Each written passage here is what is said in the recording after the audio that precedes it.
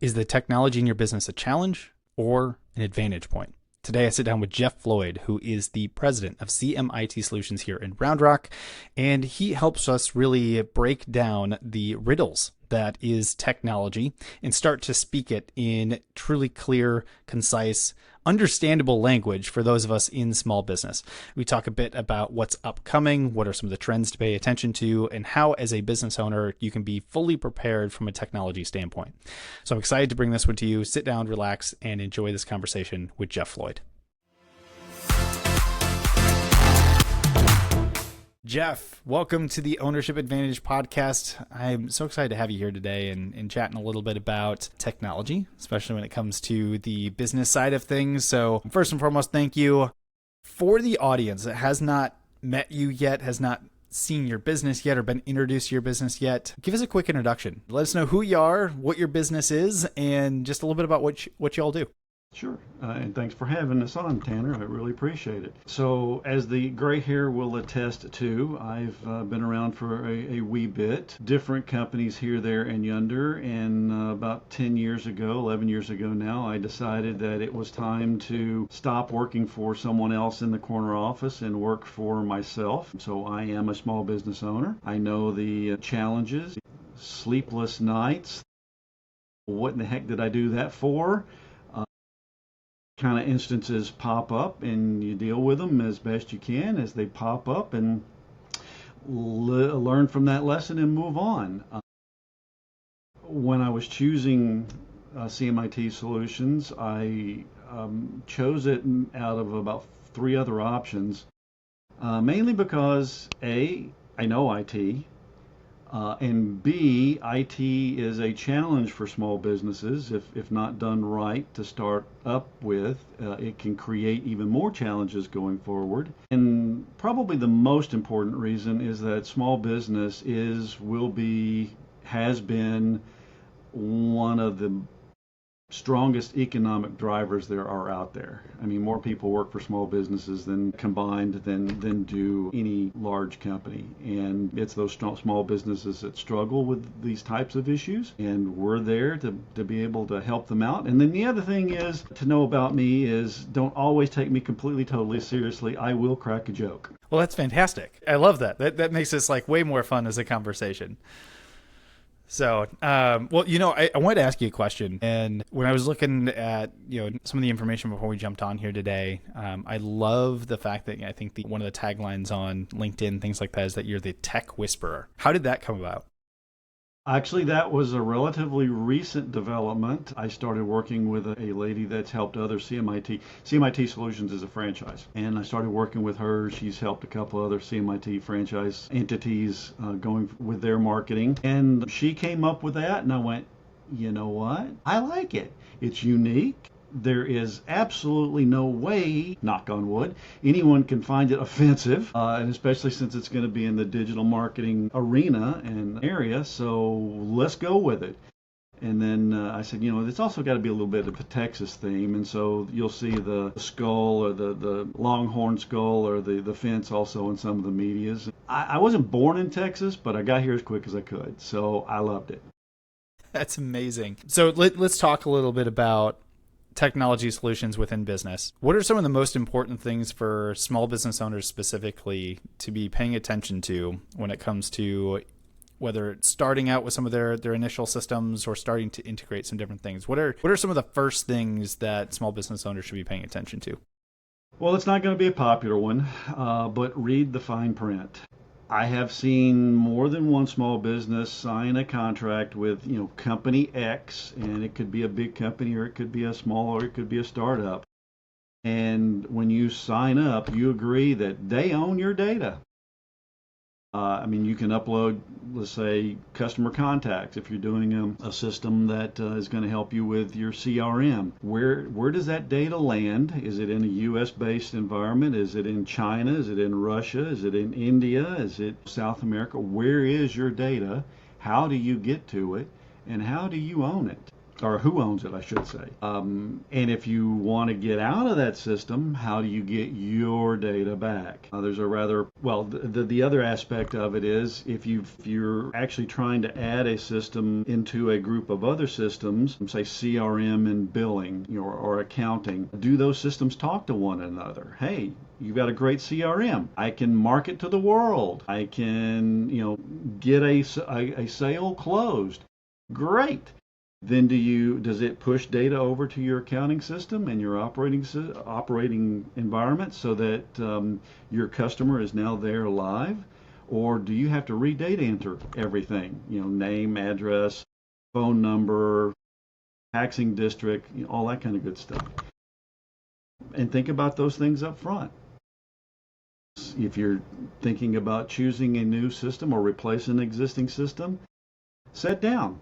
Take 20 minutes. How did I use this? What do I use it with? How often do I use it? How many people need to use it? What features do I really like? What features did I really hate? And, believe it or not, sometimes those features you really hate might actually be important enough to keep in the new system. And there's just go into the evaluation with open eyes. Don't believe all the marketing hype you are going to get from whomever. Maybe get a second set of eyes to look at it. And not only from your requirement standpoint, but hey, who is this company I'm looking to sign an agreement with? Where are they at? Who owns them? Are they secure? Do they care about security? What happens if they go out of business? And 23andMe right now is a huge case in point for that exact kind of thing. They may or may not be selling. They may or may not be going out of business. And oh my, look at all that data they've got. That's a really interesting point. Why? So for small businesses specifically, why is it important to pay attention to who owns that data? Customer data, lead or prospect data. Obviously, data has become a very massive thing in today's world and understanding where that goes. But why should a small business be really paying attention to that component? So let's use an example of a CRM. If a CRM has your contacts in it, those are probably going to be potential customers and or decision makers of existing customers. That data has value. If you own it, great. But is the vendor you're going to choose, are they going to use your data to market their own product too? Are they going to resell that information so that now, Joey, which has entrusted you with his personal email address. Is Joey's personal email address now going to be sold to someone else to use and kind of, put egg on your face or not? Those are the kind of things you want to look at before you go, yeah, I'll sign on that dotted line. Oh, and then the other aspect of that is if you decide to exit that relationship, how are you going to get that data back? Is it going to come in the form of a database? Is it going to come in the form of an Excel spreadsheet? Are they going to let you get that data at all? Or are you going to have to start completely from scratch? It all comes back to who owns the data. That's really interesting. The business side of things, we talk marketing, things like that. And it's always do you want lead information in a database that you own or a database that somebody else has owned? And, the simple thing is, I've got X number of followers on LinkedIn. That's a database I do not own, but if I can bring them in my own email list. So I can see that being a similar parallel, but maybe a little bit deeper on a data standpoint. And LinkedIn 2 or 3 years ago actually made that a little more difficult to do. You can do it, but it's a little more difficult now. So why do you think so many small business owners struggle to connect IT with kind of true business value? How does that relationship function within a small business? It's a couple of things. I think it's time. I mean, as a small business owner, you're dealing with your product, you're dealing with your vendors, you're dealing with your customers, you're dealing with your employees. And then on top of all of that, you've got accounting and HR and insurance and, whatever the legislature's going to throw at you this week, on top of marketing and sales. I mean, there's just a lot on the plate of a small business owner. And one of the things I've struggled with over 10 years is, hey, dude, delegate it. Find an expert. Develop the relationship. Let them have that part of the headache.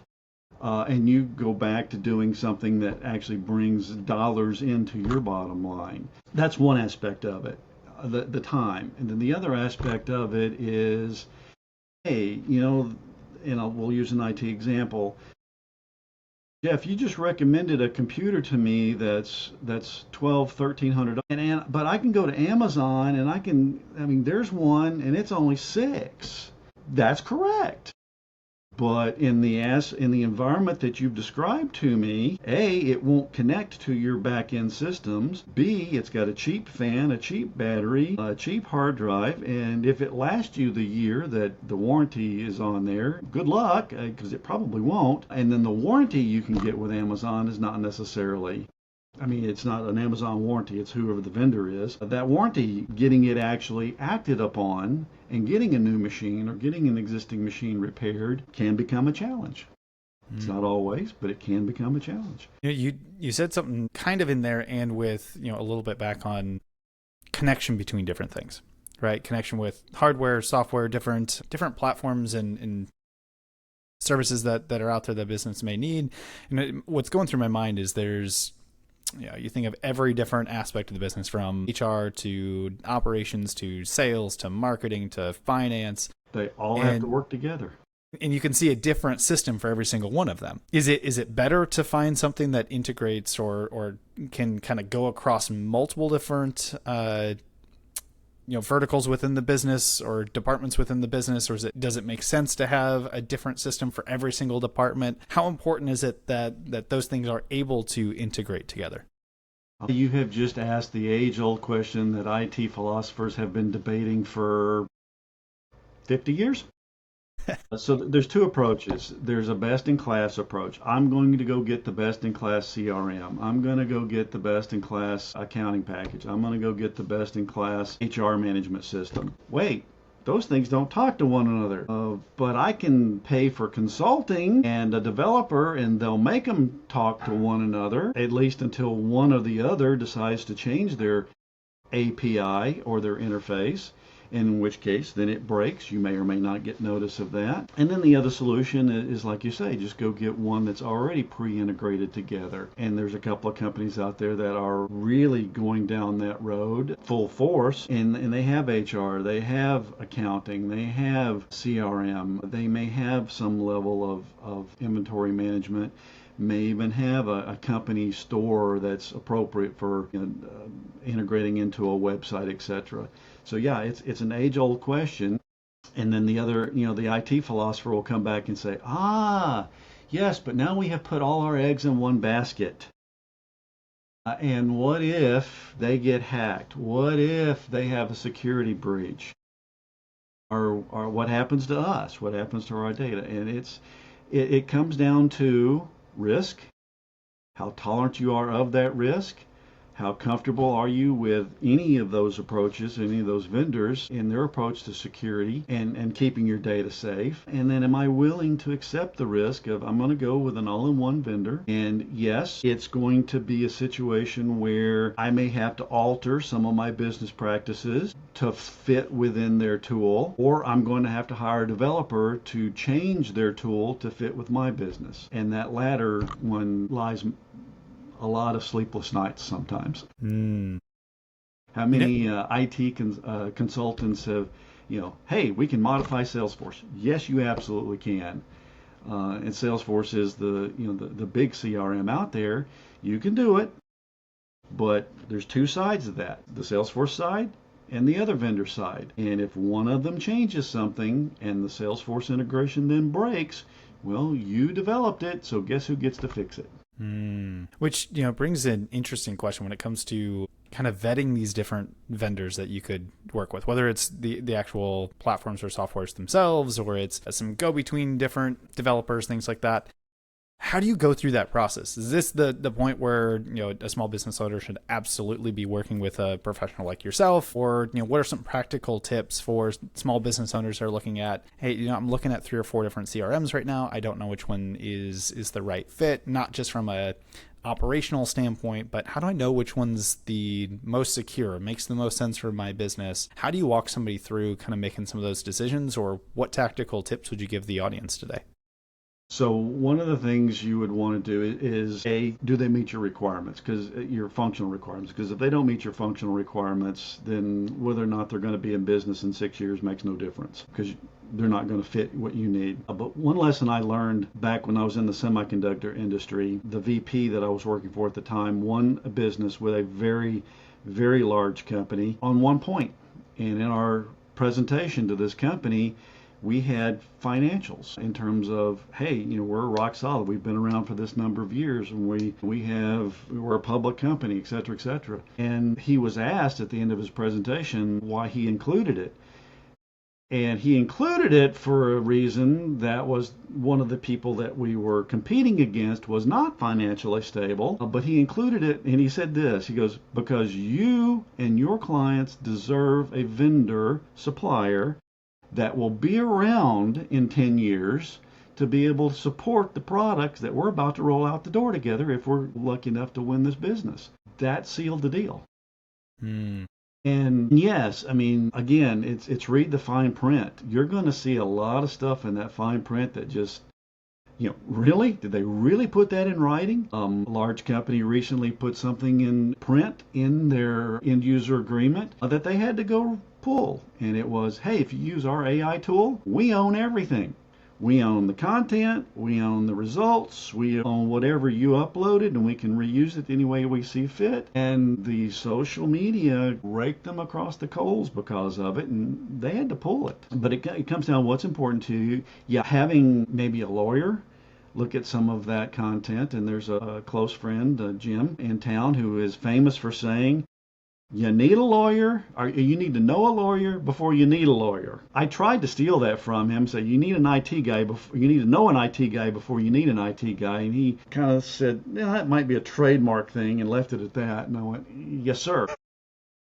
My goodness, that's awesome. Here's the can I write you a check? And he said, of course you can, just not for that.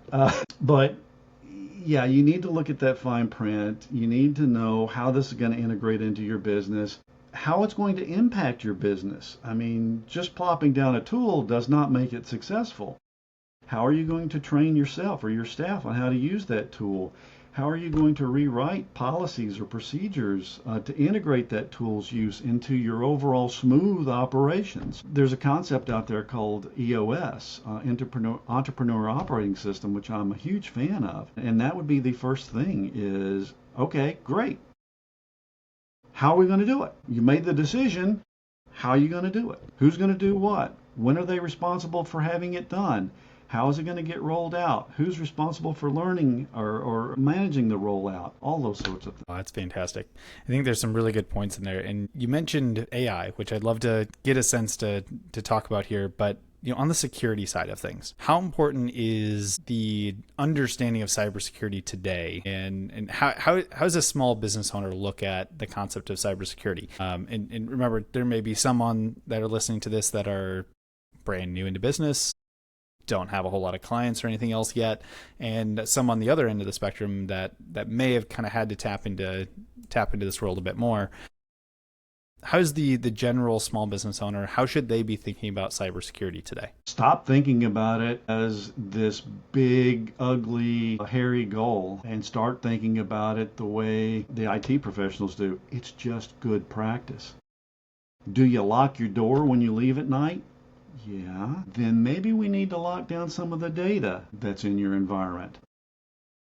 There's the National Institute of Standards and Technologies. They've just revised their cybersecurity recommendations in part due to DoD requirements that are new requirements that are coming out with CMMC. But it's just good practice. Now, if you're in a regulated industry, health, financial, Defense Department design or subcontractor, you're going to have to do 98% of those things. Some of them just may not apply depending on what you're doing. As a small business owner, it's still a good idea to, and there's 140 some odd requirements in a NIST requirements document. Not all of them are going to apply to you. Some of them you're going to go, look, that'll never happen to me. I'm just going to accept it if it does and move on. And then either mitigate it by insurance to help cover it or whatever you might do. But yeah, just stop thinking about it as this big unachievable goal. It's completely achievable. You know, you lock your business at night. That's a locksmith. It's easy. Antivirus, anti-malware, endpoint detection and response. Those are very simple tools to deploy and will do wonders at helping you protect yourself against hackers. And it's not just the computer. It's not just, I have a graphic and I wish I could share it. At the center of this graphic, it's like a bullseye chart. It's your company assets, your data, your credit card, your bank account, your customer list. All of those nice, juicy, meaty things that I get, well, I don't have anything a hacker would want. You want to bet? Look in that goal. And around that are the computer systems, the people. Around that are the software and the network. And around that is the physical, the locks, the filing cabinets, etc., whatever it may be. Those are the things we have to protect because there are 4 shells beyond that of hackers and techniques that people are trying to shoot arrows all at that bullseye, and God forbid, you know, they line up and a crack in the firmware of your firewall, a crack in the version of your endpoint detection response, and somebody clicking a link at the wrong time gets through those first 3 rings and boom, they've hit the target. Not good. And we need to be able to roll all that stuff back. But we all have assets that the hackers want if we have a bank account. If we don't have a bank account, I'm not entirely sure why we have a small business. Just me, you know, it's one of those weird things. And protecting those assets, what's your level of risk? If your bank account went away tomorrow, is that okay? I kind of want to know you if that's the case, but most of us will say, no, I kind of need to make payroll. I kind of need to pay my vendors, and I kind of need to have enough operating capital in place to be able to support the business in the event of a fire, a flood, a hurricane, something stupid coming out of Washington, you know, whatever the case may be. So if I'm a small business owner, what would be like the first thing that you would recommend I would start to do? Is it, you know, auditing what we currently have? Is there, you know, make sure that there's this 1 or 2 things in place? If there was just one thing that, you know, the audience could go and take from this conversation on the topic of cybersecurity, what would you recommend that they just start with? Pick a model for health employees or health industry. It's HIPAA. If you're in the financial, it's FINRA. If you're in DoD, it's CMMC. If you're not in a regulated industry, just go get the standard NIST 2.0 model and start reading. And it'll ask you, hey, do you lock your doors at night? Do you have antivirus installed? And then there will be 14 items on antivirus. Is it installed? Is it monitored? And you're going to answer yes to some of these things. You're going to answer no to some of these things. Another aspect, and it may be a little easier, if you have cyber insurance, a lot of times your cyber insurance provider will ask you 9,000 questions, and that's only a slight exaggeration, about your environment, but you can also start with that, and it's something that may already be in your inbox. And, you know, I don't know the answer to this. Maybe we need to go find it out. Well, that's a risk. Let's put that on a separate piece of paper, put it on the whiteboard, on the action item list.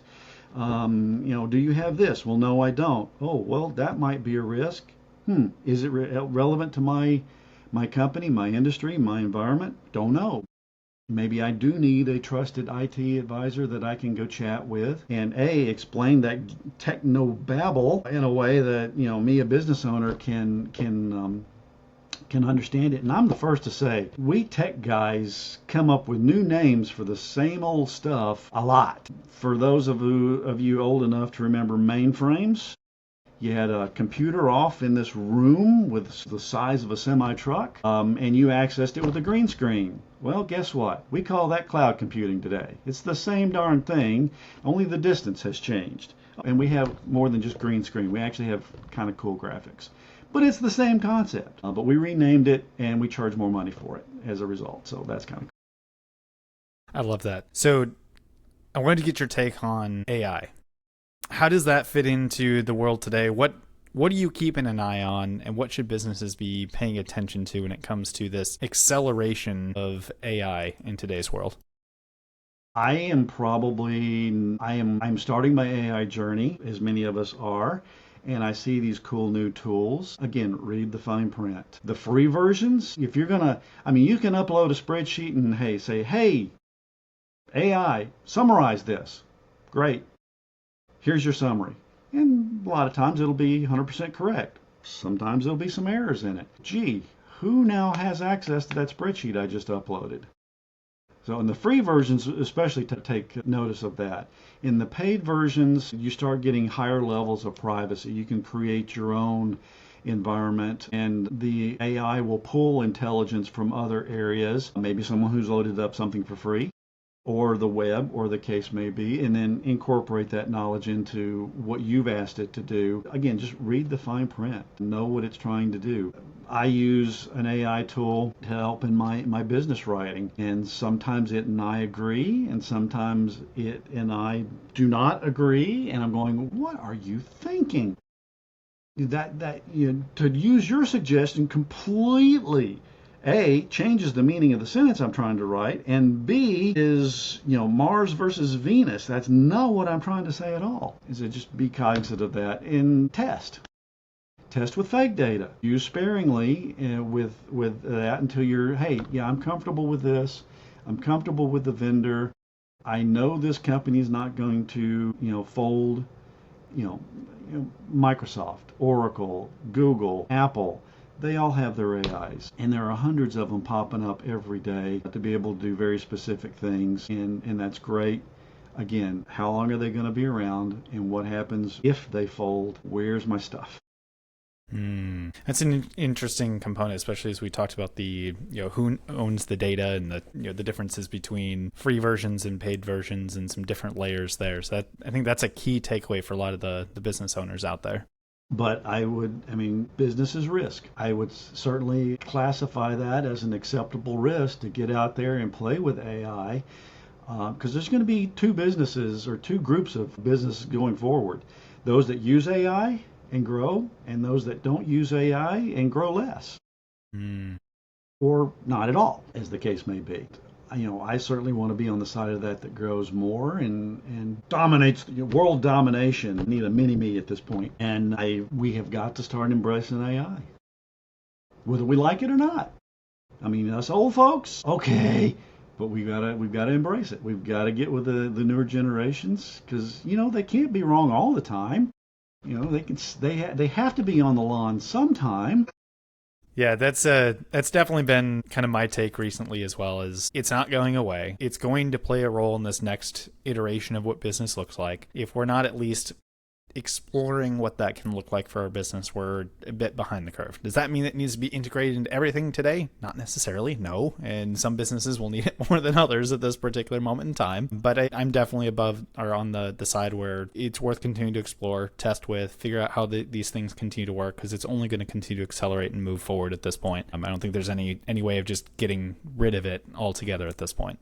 And then when you've played with it, ask yourself, how do I integrate this into my business operations? Back to that EOS thing again.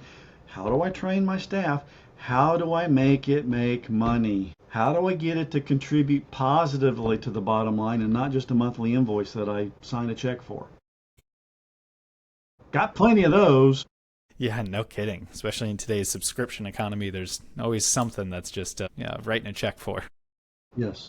Make these things useful. Well, Jeff, I've absolutely enjoyed this conversation. For those in the audience that want to connect with you, that want to learn more about your business specifically, that need an IT individual that they can trust, and now they've met you, how can we advise them to get in contact with you or learn a bit more about your business and what you do specifically?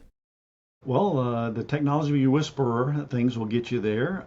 We've got our website is www.cmitsolutions.com/roundrock, all one word. There's also a version that'll get you there. It's round-rock.